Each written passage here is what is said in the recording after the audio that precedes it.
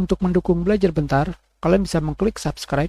Halo, selamat datang di Belajar Bentar. Sekarang kita akan belajar mengenai to, CC, BCC pada email. Dikarenakan tutorial ini bersifat umum, jadi bisa kalian gunakan pada Gmail atau Google Mail, Gmail atau Yahoo Mail, Outlook, dan layanan surel atau yang dikenal sebagai surat elektronik lainnya.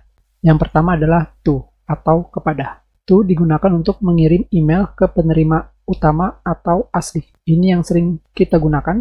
Dengan menggunakan to, pada bagian detail penerima surat, kalian bisa melihat siapa si pengirim surat dan dikirim ke siapa, yaitu penerima surat. Sekarang kita lihat di sini.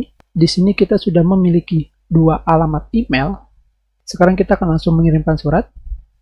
Di sini, agar lebih mudah, di email pertama kita, di sebelah kiri, kita sebut sebagai ketua OSIS. Dan email kedua, kita sebut sebagai pembina OSIS atau guru.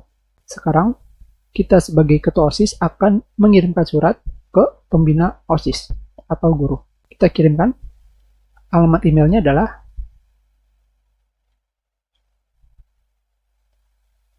subjek, tugas email mengenai to.